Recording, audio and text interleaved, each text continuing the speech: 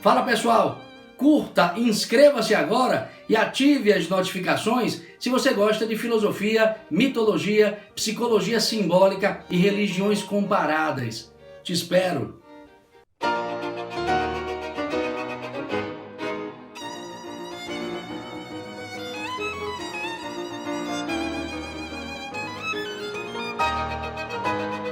Então, abrindo oficialmente a live de hoje com esta pergunta desconcertante: o que verdadeiramente nos atinge?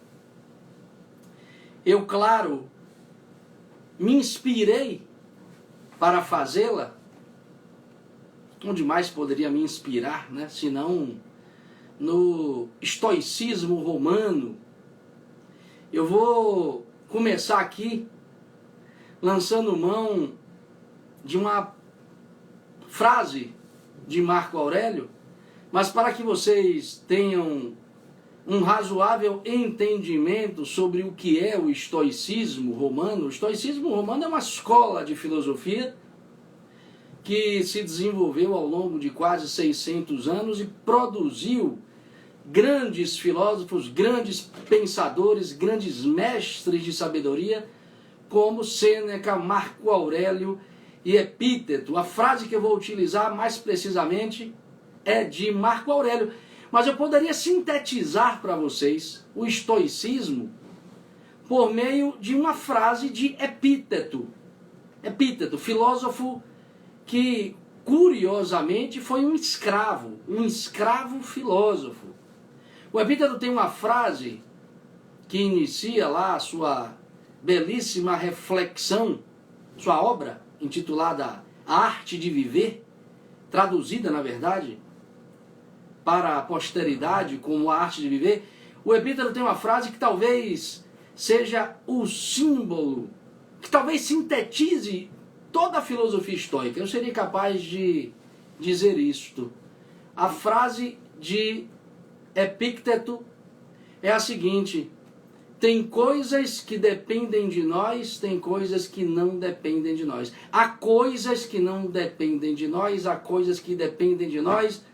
E observem que se ele chama a gente a perceber que há coisas que dependem de nós e há coisas que não dependem de nós, é porque o filósofo já está dizendo que a gente precisa na vida se preocupar com aquilo que depende da gente. Aquilo que não depende da gente não deve ser tomado por nós como fonte real de preocupação. Indiretamente, o filósofo já está nos dizendo que nós somos tolos ao nos preocuparmos com coisas que não dependem de nós. Então, toda a filosofia do estoicismo, de certo modo, tem como centro de gravidade esta consideração, esta afirmação do filósofo Epíteto. Mas eu vou começar, para dar lastro a esta live, com uma frase de Marco Aurélio, o grande imperador filósofo, o grande estoico do período da filosofia romana. Marco Aurélio diz na obra Meditações, lá perto do final da obra, uma frase ao mesmo tempo misteriosa e provocativa. Ele diz o seguinte: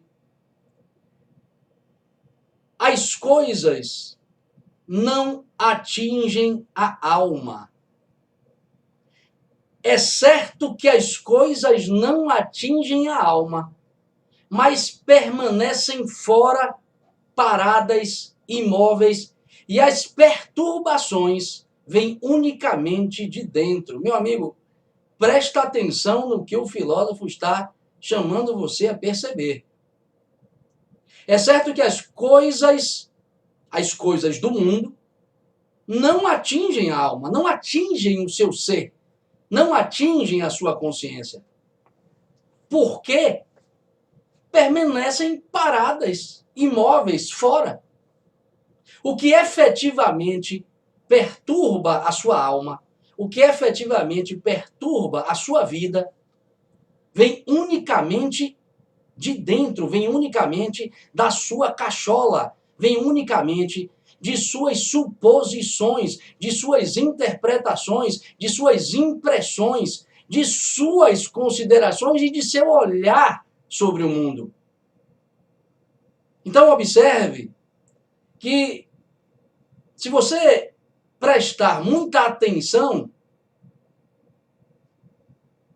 à realidade na qual você se encontra inserido como ser humano, você vai perceber que, de fato, as coisas de fora apenas parecem nos atingir, mas o que efetivamente nos atingem, o que efetivamente atinge a nossa alma ao ponto de nos desconcertar, ao ponto de nos afligir, ao ponto de nos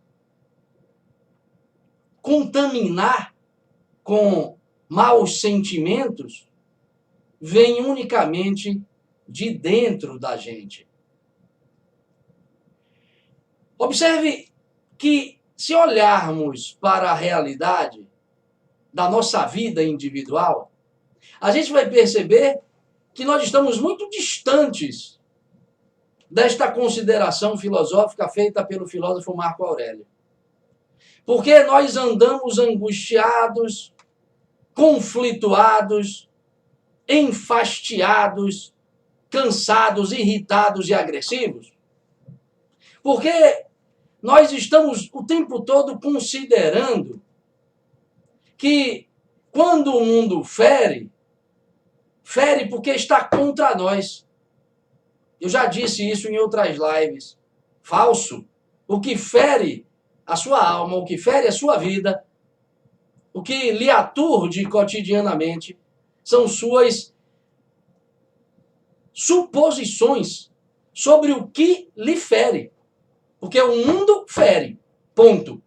O mundo fere. E é do mundo ferir.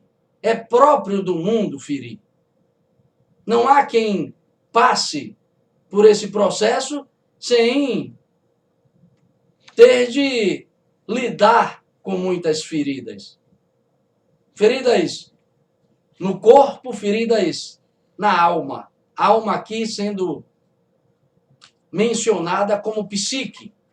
Ou seja, não tem como atravessarmos esse mar tenebroso que é a existência, tenebroso no sentido de desconhecido, de misterioso, de turbulento, não tem como atravessarmos este processo ilesos. Porque a vida é muito competente no que tange às lesões que produz em nós nesta caminhada. Então a vida fere, mas o que efetivamente te leva ao sofrimento não é aquilo que do mundo fere você, mas a interpretação que você produz disto que vem do mundo e lhe fere. Então, eu vou para o exemplo, porque o exemplo é sempre muito exemplar. Observe que você encontra uma pessoa na rua que você conhece e ela está de cara amarrada, ela está de cara feia, ela, porventura, lhe trata mal e você sai dali com aquela angústia, com aquele pensamento, se perguntando: o que eu fiz a ele para que ele agisse assim? Será que foi aquilo que eu lhe disse naquele determinado momento? Será que foi porque eu fiz aquilo outro? Ou seja, você começa a especular sobre uma realidade que só existe na sua cabeça, porque você não é o outro que lhe tratou mal para saber efetivamente quais são as causas que produziu esta agressão ou este tratamento. Eu vou dar um exemplo prático. Um amigo meu me disse muito recentemente que não poderia marcar um certo compromisso comigo nas segundas-feiras, porque ele precisa acordar muito cedo nas segundas-feiras e quando ele acorda cedo, ele acorda de mau humor. Falou, Ronald, segunda não, porque eu acordo de mau humor, porque eu preciso acordar cedo. Aí, tudo bem, beleza. Aí eu fiquei depois pensando, porra, um bocado de gente encontra com esse cara, ele certamente expressa esse mau humor dele e muitos que convivem com ele certamente são levados a pensar que fizeram alguma coisa contra ele para que ele agisse com aquele mau humor. E não é, é o cara que está mal consigo mesmo, é o cara que não consegue lidar com esse desafio de acordar cedo. Independentemente das causas que o levem a isso, o problema é dele, velho, não é seu. E a gente toma como nosso. Nasce aí o conflito interno, nasce aí o sofrimento, nasce aí as especulações de ordem apequenadora. Você começa a se diminuir. E eu digo isso porque isso de fato acontece muito recorrentemente com a gente. Só que isso esconde uma coisa que nós não vemos e precisamos ver para nos livrarmos desta tendência, ou para pelo menos tomar esta tendência em vista, de modo a vigiá-la, para que não incorramos em atitudes auto-entorpecedoras, auto-envenenadoras. É preciso ter em vista o quê, professor? É preciso ter em vista que se você age assim, pensando que toda e qualquer ação contra você resulta de alguma coisa que você fez contra aquele que te agrediu, se você tende a pensar assim, é porque você acha que você é muito importante nessa vida. Só que você não é, meu amigo. Então, já comece a se atentar para o fato de que você se acha. Você acha que você é muito importante, porque se você pensa que tudo aquilo que lhe fere resulta de alguma coisa que você está fazendo contra aquele que lhe fere, e eu me refiro sobretudo ao mundo como uma ideia abstrata para abrigar todos os acontecimentos que lhe atravessam, mundo. Ou seja, se você pensa que o mundo está contra você e demonstra isso quando você encontra com pessoas no seu trabalho, na sua família, que estão sempre, sei lá, te incomodando, te agredindo, é porque você acha que você é muito importante. Você precisa tomar consciência de que você não é esta pessoa tão importante na vida das pessoas por uma razão muito simples, velho. As pessoas não estão nem aí para você, não porque elas não tenham atenção, não porque elas não se interessam por você, mas porque elas estão demasiadamente mergulhadas em suas subjetividades, em suas culpas interiores, em seus arrependimentos, em suas angústias, em seus tormentos emocionais, em seus desejos ou em suas frustrações por desejos não realizados. Elas estão envoltas de muitos fantasmas psíquicos. Elas estão envoltas de um turbilhão de pulsões instintivas e emoções que não permitem que ela tenha a atenção que você acha que ela tem para com você. Ela não está atenta propriamente ao que você acha que está. É isso que eu quero dizer. A gente fica se importando muito com o que o outro pensa da gente, com o que o outro vai dizer da gente, só que o outro não está nem aí para você, cara pálida. Não está. E eu digo, repito, não está porque cada um de nós, é só você observar para si próprio, observar a si mesmo, e você perceberá que você não está muito atento ao outro, à vida do outro, como ele pensa que você está. Porque você, pelo fato de não se conhecer, pelo fato de você pensar que você é sua mente, pelo fato de você pensar que você é suas emoções, pelo fato de você se confundir com seus desejos, você está dentro de um turbilhão de fenomenologias que tomam o tempo todo a sua própria atenção, roubam a sua consciência de você. Então não há espaço para essa preocupação que a gente acha que os outros têm com a nossa vida. As tais preocupações, as tais fofocas, o apontar o dedo dizendo que você é isso ou aquilo que acontece, sim, é muito circunstancial. Resulta muito de certos contextos muito específicos. Resulta do cruzamento de variáveis no tempo e espaço que só se dão muito raramente. Elas estão presas, as pessoas estão presas, efetivamente, naquilo que Platão descreve no 7º capítulo da República, em suas próprias cavernas psicológicas. São, numa síntese, escravas de si mesmo. São escravas de seus próprios labirintos interiores. Então, não ache que quando a vida lhe fere, ou quando alguém, porventura, age assim ou assado com você, que efetivamente aquela pessoa está pensando o que você está pensando. Não.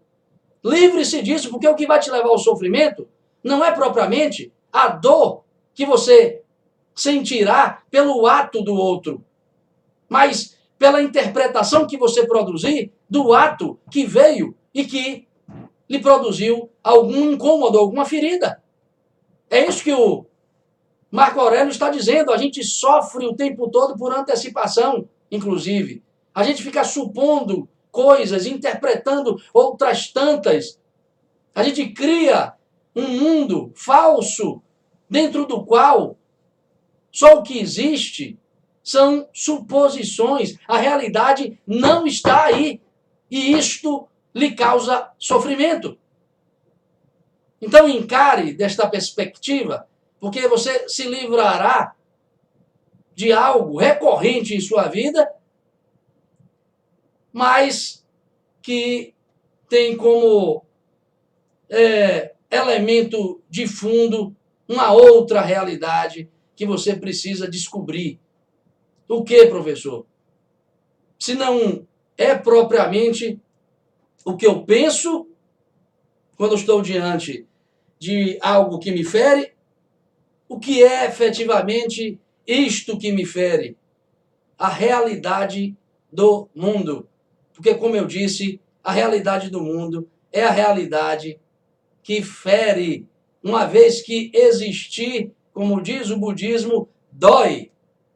Ou, como diz o teatro trágico grego, existir é uma tragédia, não no sentido de uma desgraça, no sentido de algo que lhe chama, na dor, a sorrir, ou ao canto que enaltece a própria vida. Que a tragédia, originalmente grega, é uma modalidade teatral que convida a percepção de que a vida fere, e ante esta ferida, que é uma ferida pedagógica, ante a isso só lhe cabe uma única atitude: cantar, inspirar-se face à dor que lhe aflige. É por isso que o Eclesiastes 2 vai dizer: aceita tudo que lhe acontece.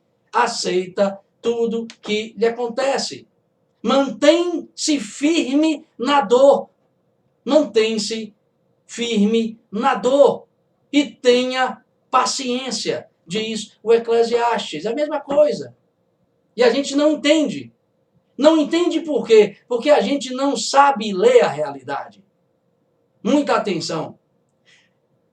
Se você costuma incorrer nesses tipos de suposição, se você tende a interpretar os acontecimentos como acontecimentos que o tempo todo estão contra você, por razões que só você consegue enxergar, é porque você não sabe ler a realidade.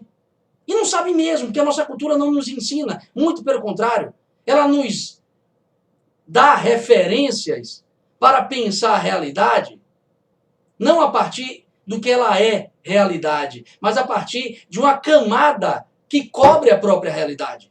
Ou seja, nós estamos o tempo todo cobrindo a realidade e tomando o aspecto que a cobre como realidade. Você está distante do real. Ainda não entendi, professor, mas você vai entender. Observe que nós nos incomodamos hoje com a tal diferença de poder que existe dentro de uma sociedade. Falei sobre isso numa outra live. Nós tendemos a olhar para o mundo e nos incomodarmos, nos indignarmos com as tais diferenças de poder que nós observamos dentro do espectro político-social. Ou seja, nós olhamos para o mundo como se o mundo fosse uma luta de classes, ou como se houvesse uma dicotomia entre dominadores versus dominados, despossuídos versus possuidores. A gente está olhando para o mundo sempre de uma perspectiva em que essa diferença de poder aparece como algo injusto. Só que tem um detalhe, não é que seja justo ou injusto, a realidade é assim. A diferença de poder é um dado estrutural da realidade e mais precisamente da realidade humana. Você olha para isso, que é um dado contra o qual nada você pode fazer, e acha que pode transformar isso. E há hoje, como eu falei, na nossa cultura, ideologias, discursos que tentam mobilizar você a acreditar que pode transformar algo que é em si e por si mesmo. O que, professor? Diferença de poder como dado da realidade. Ou seja, você é chamado hoje, culturalmente, a acreditar que pode mudar o mundo na sua estrutura. Por que esses discursos, essas ideologias? Porque a nossa cultura nos chama a esse tipo de postura, porque existe aí elementos de manipulação que querem levar você a crer que você pode transformar o que não pode ser transformado, porque, como diz Epíteto, você só pode transformar aquilo que lhe diz respeito. O que não está na sua alçada, você não pode transformar. Preocupa-se com aquilo que você pode transformar, aquilo que você não pode, aparecerá para você como um recurso de manipulação, porque quanto mais você se lançar ao mundo tentando transformá-lo, mais você se distancia da responsabilidade de transformar a única coisa que você pode transformar na sua vida, o quê? A si próprio. Porque o mundo é o outro. Se você não pode mudar a opinião do outro, ou o olhar do outro, que dirá o tal mundo? Acordem. Acordem. E o sintoma claro disso é o reclame. As pessoas que acreditam que podem mudar aquilo que não podem, tendem o tempo todo a reclamar. Elas reclamam o tempo todo.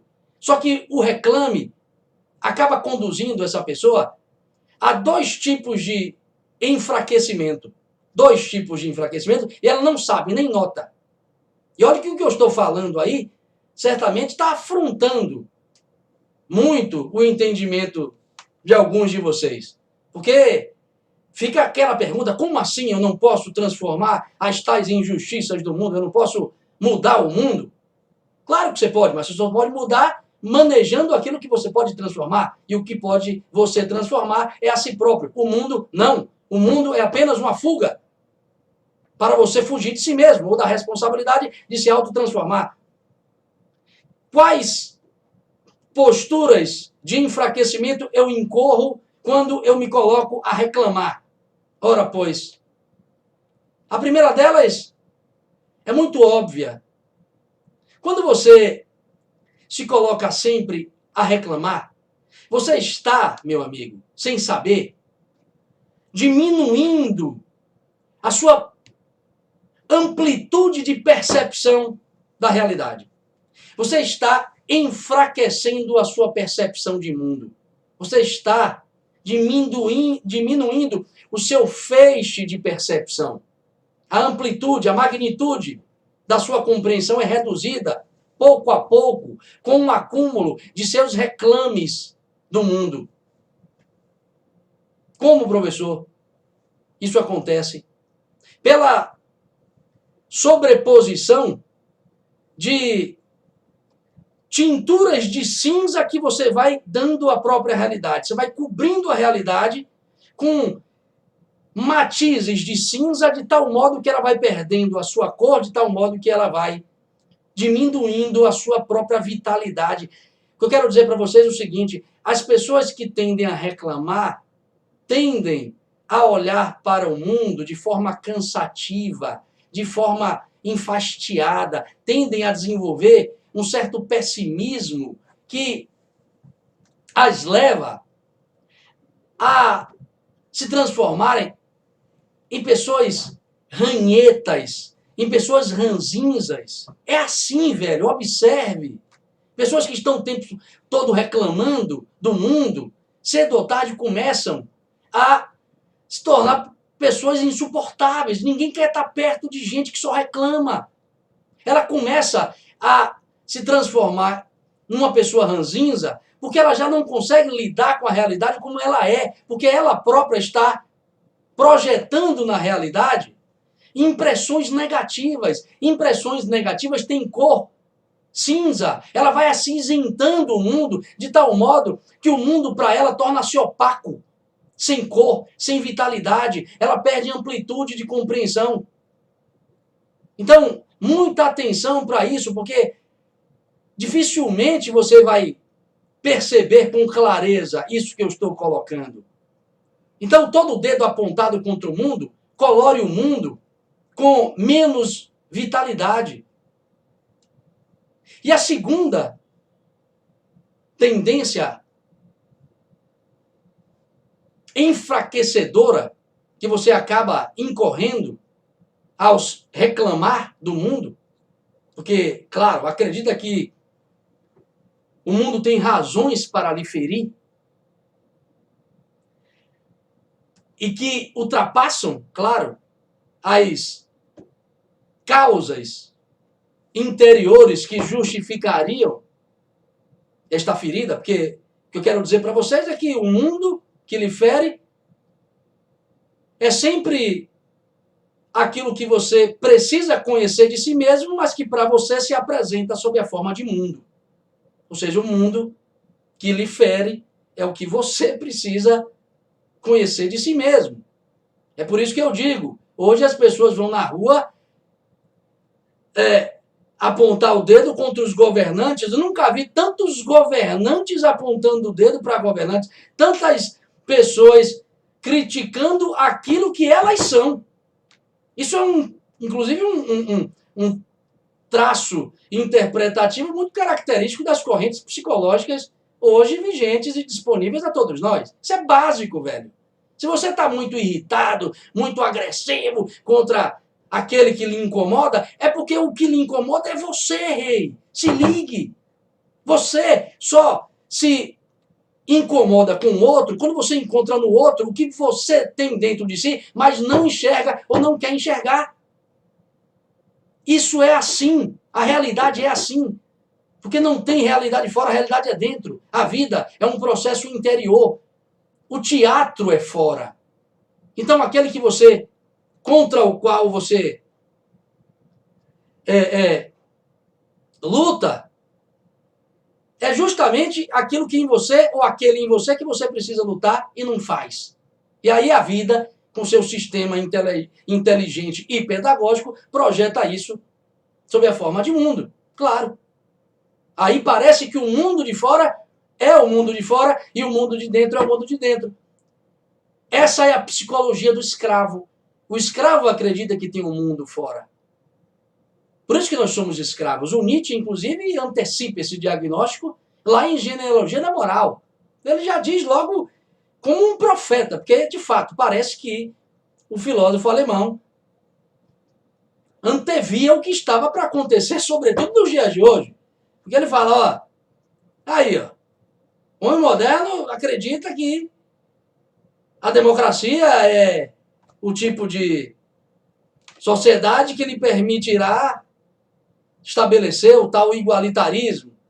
E como isso nunca será possível, ele se ressente. E se ressente porque, claro, ele é um fraco, ele é um escravo. Ele entende que o mundo de fora não é um desdobramento de seu mundo interior, mas apenas o mundo de fora. Enfim, aí, claro, merece muita reflexão. Mas deixa eu colocar, para não me perder aqui, deixa eu colocar para vocês a segunda postura enfraquecedora. Quando você reclama do mundo ou de alguma coisa que lhe seja exterior, acorde, amigo, você está delegando poder a essa coisa exterior. Quando você reclama, briga, luta, no sentido de uma projeção meramente exteriorizante de ações, você está delegando poder ao que lhe é exterior. E, consequentemente, você está cada vez mais fraco ante a isso. É uma nuance psicológica muito difícil de ser apreendida. Mas quanto mais você reclamar do mundo, mais ele se fortalecerá e mais fraco ante a ele você se tornará. Então, chega a ser uma questão de sanidade mental não reclamar, meu amigo. Chega a ser uma questão de sanidade mental. O livro dos Vedas, há milênios, já alertava quanto aos perigos de tomarmos galhos de árvores que se encontram no chão como serpentes. Não tem serpente, tem galho de árvore. Mas você que está tão desconhecido de si mesmo, absolutamente sem percepção das nuances psicológicas nas quais você se encontra subordinado e simplesmente tende a achar que existem muitas serpentes no mundo prontas para lhe picar, sendo apenas galhos de árvore. Só você deve a si mesmo. O mundo não te deve nada. Esse entendimento vira a sua vida. O mundo não te deve nada. Não tem porra de dívida histórica. O mundo não lhe deve nada. Você é um ser. Ser. Sabe o que é ser, meu amigo? Algo que se basta por si mesmo. Quando você olha para o espelho e diz que você é um ser humano, a primeira palavra que vem é ser. Ser. A palavra já está dizendo. É indicativo de algo que é absoluto. Tem tudo que precisa para se realizar. Então, não olhe para o mundo e ache que ele te deve alguma coisa. Seja porque você é mulher, negro, gay, é pobre, torcedor do Vitória. Pouco importa, meu amigo. Pouco importa. O mundo não te deve nada. É você quem deve a si próprio. Só que você precisa desses expedientes para fugir da responsabilidade de assumir para si próprio que você é o único responsável por você na existência. A autorresponsabilidade dignifica o homem, posiciona o homem na vida de modo a torná-lo elegante, como diz o Paulo Leminski naquela obra dele, cujo nome agora não me vem à cabeça. Eu acho que é Paulo Leminski, a própria obra, o poeta paranaense, que fala que um homem com dor é sempre mais elegante. Eu me reportei a essa passagem de um dos poemas dele. Um homem com dor é sempre mais elegante. Um homem com dor é um homem que se autorresponsabiliza por si próprio. Você é o único responsável por tudo que lhe acontece, por mais que o mundo, na sua teatralidade, indique o oposto.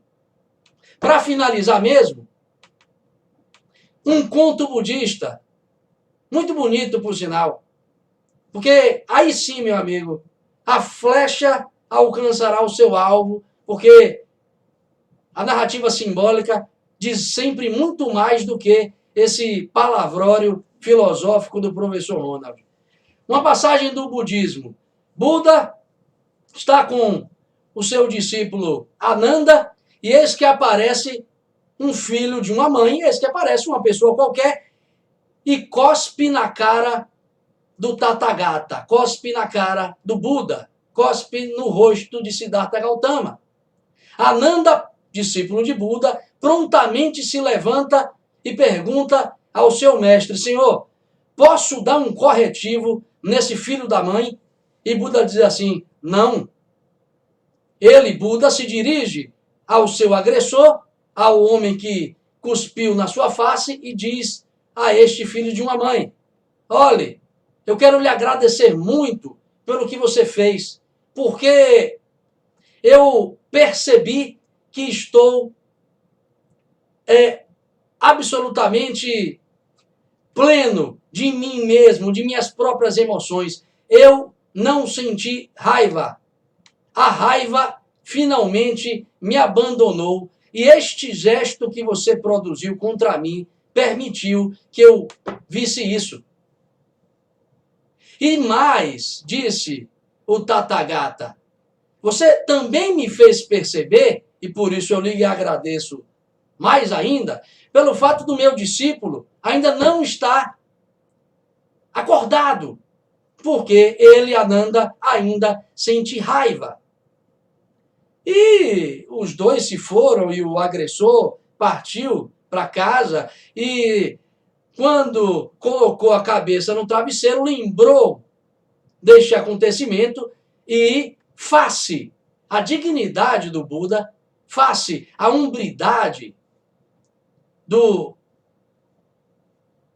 iluminado, foi tocado profundamente por um sentimento de arrependimento e chorou muito nesta noite, porque as palavras do Buda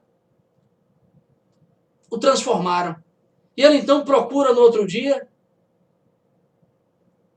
Buda e simplesmente se prostra diante dele e coloca as suas mãos em seus pés em gesto de reverência. E Buda diz a Ananda: olha, Ananda, o rapaz de ontem que havia cuspido no meu rosto, ele está querendo me dizer alguma coisa, porque sempre que alguém se prostra ante os pés de outro, quer comunicar alguma coisa de profundo. E então o rapaz que havia agredido Buda disse para ele: pois é, Senhor, eu me arrependi profundamente pelo que fiz e suas palavras modificaram a minha forma de ver as coisas. Eu cuspi no seu rosto simplesmente porque, horas antes, um outro passou por mim e cuspiu no meu rosto. E eu prometi que quando encontrasse qualquer pessoa na minha frente, uma vez que eu não pude devolver aquele agressor, eu devolveria na próxima pessoa que eu encontrasse. E, lamentavelmente, eu encontrei o Senhor. E Buda respondeu a ele: filho, quem está aqui me dizendo isso não é mais o mesmo homem do dia anterior, porque assim como as águas do rio Ganges passam e se transformam o tempo todo, não sendo mais a cada instante as mesmas, o homem, com o passar do tempo, quando toma consciência de seus atos, também se transforma. E assim termina essa história. Para que vocês não tomem esta belíssima passagem do budismo como algo muito distante de nossas possibilidades. Inclusive, tem uma passagem em Lucas 4, se eu não me engano, depois vocês conferem, famosa passagem que Jesus Cristo diz que quando nós formos feridos em uma face, que aprendamos a dar a outra face. Essa passagem é extremamente profunda, filosoficamente, poucas pessoas entendem. Para que vocês não pensem que são coisas de iluminados como Jesus, como Buda, que, claro, estou me referindo a dois grandes exemplares humanos da história, talvez os mais luminosos, para que vocês não pensem que isso é algo possível apenas, para vocês não pensarem que isso é uma possibilidade facultada apenas a homens desse tipo. Eu quero lembrar vocês, para finalizar, que aqui na nossa cidade, uma senhorinha chamada Dulce, irmã Dulce, para vocês aí que não são da Bahia, ela aqui em Salvador, transformou um galinheiro num hospital, num dos maiores hospitais de atendimento a pessoas pobres. Essa mulher, como é contado num de seus documentários, inclusive é um padre quem dá esse depoimento, essa senhorinha, na feira de São Joaquim, ao pedir dinheiro insistentemente a um comerciante que lhe havia prometido, eis que recebe em suas mãos uma cuspida. Ela recebe ao estender a mão e pedir ao comerciante que lhe dê o dinheiro que ele havia prometido a ela para a sua obra. Eis que ela recebe em mãos uma cuspadela, como falamos aqui na Bahia. Ela recebeu um cuspe. Sabe o que ela disse? Esse aqui é o meu. Agora me dá o dos pobres. Então, repare que isso não está tão longe. E mesmo que esteja longe, mesmo que para a gente seja muito alto, que a gente tome como horizonte ideal, porque a sua consciência, bote isso na sua cabeça, só vai rumar para uma melhoria, para um autoaperfeiçoamento, quando ela tiver em vista atitudes, atos como estes de Buda, de Jesus, de Irmã Dulce. A sua consciência é chamada efetivamente ao desenvolvimento e ao aperfeiçoamento quando ela tem na mira algum ideal de perfeição. É assim e sempre será. Diga o que você disser, pense o que você pensar. E eu digo que é assim, porque quem sabe de si mesma é a consciência. Ela sabe mais de si mesma do que você, do que eu, que é ego ou muito ego. A gente é máscara e esquece às vezes que tem algo em nós que sabe muito mais de si mesmo do que o que nós pensamos a nosso respeito. Então reflitam sobre isso. Próxima quinta, mais uma live do professor Ronald. Fiquem com Deus, valeu. Gostou desse vídeo? Então curta, inscreva-se agora e ative as notificações para não perder nenhuma reflexão filosófica. Te espero.